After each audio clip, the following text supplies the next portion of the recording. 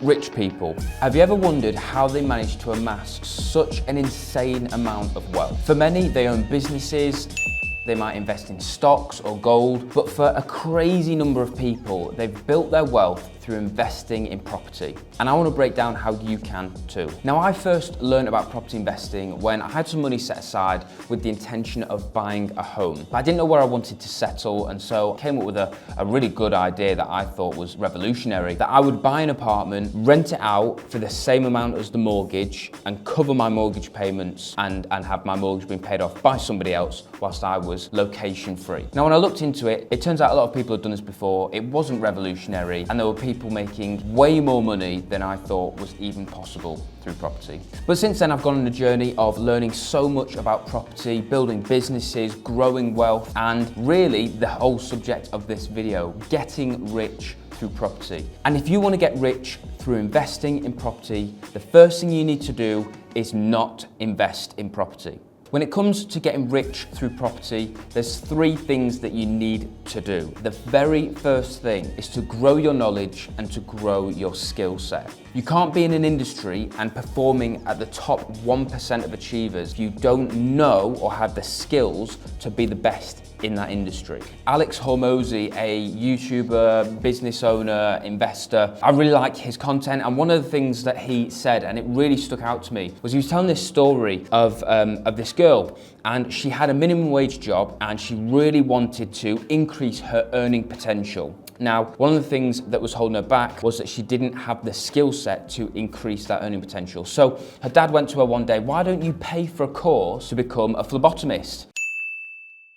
She said that that was a really good idea, so she was going to save up her money every single month and eventually pay for a course that was about £500 to pay for learning the skill set of becoming a phlebotomist, so take her from earning £7-8 an hour to £20 an hour. Now, the dad said to her, "Why don't you take out a loan and pay for your investment up front, because if you were to save money every single month on £7-8 an hour, it's going to take you a number of months before you've got that £500 set aside that you can then invest in learning this. But if you paid for it on a credit card, for example, you then could learn the skill, get qualified, increase that earning potential quicker, and therefore pay off your credit card even faster, be in a position of increasing your earning capacity in a much shorter time frame." The point that I want to make out of this is that by upskilling yourself, by increasing your knowledge, it means that you can get where you want to be much quicker. So before you decide to jump straight into property investing and building up a property portfolio, you need to make sure that you are increasing your earning capacity. By doing that, you need to learn how to increase your knowledge, and you need to also increase your skill set. It will do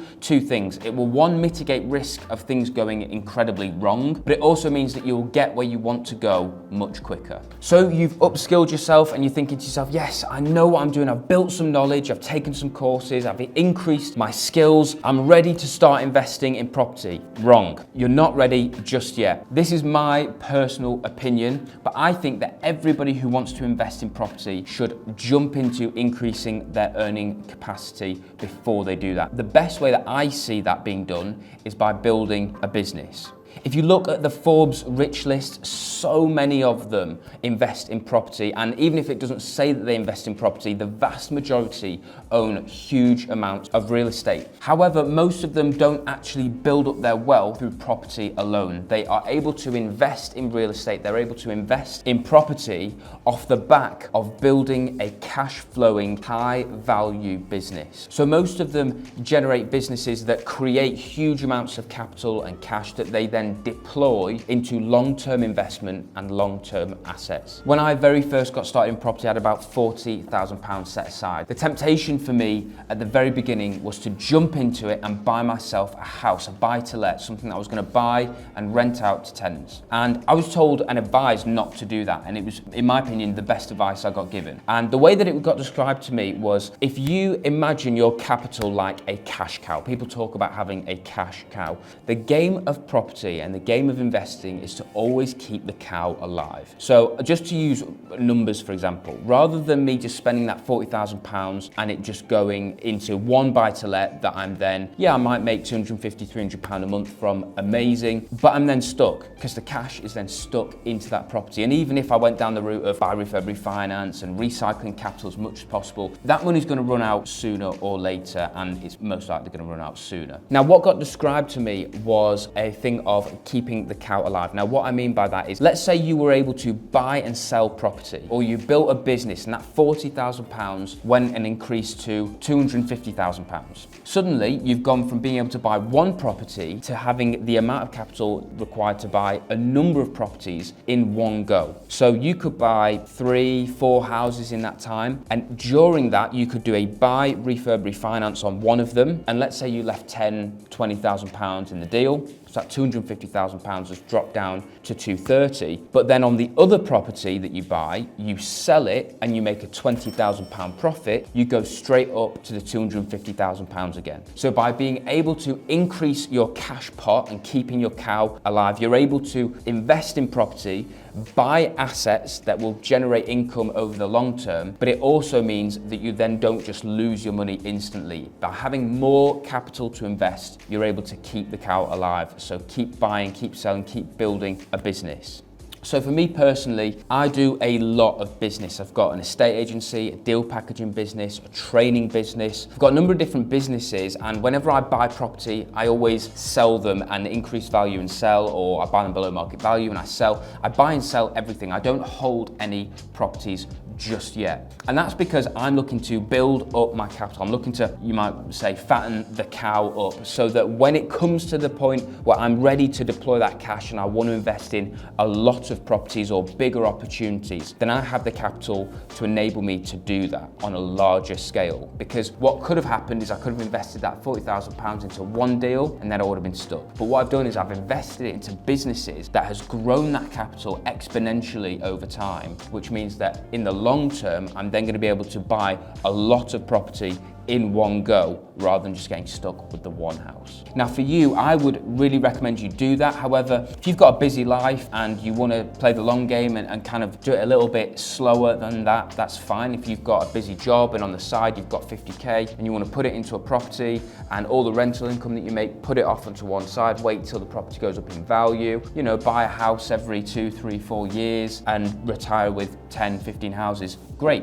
I'm not saying you shouldn't do that, that's not bad. But if you want to get there quicker, the best way to do it is by drastically increasing your cash pot, which in my opinion is best done through business. Now the business that I started that took me from earning £25,000 in my job to earning well over 6 figures as a business was deal packaging. And I'm running a training program called the Deal Selling Launchpad to help anybody who's watching this who's interested to start and launch their deal packaging business this year. I'm taking a handful of people on board to enable them to do that. So if you're interested, click the link that's in the description. And that brings me on to my third point, and it's more just changing the way that you view property investing. Property investing is investing, it's not a business. I get a lot of people that say to me they want to start an investment business. Well, unless you're talking about huge amounts of capital and you're looking at creative ways of buying property, it's not really a business, it's an investment model. And so what you want to be doing is taking large amounts of capital from your business or from a high earning job and deploying that into property investments that pay you monthly or pay you annually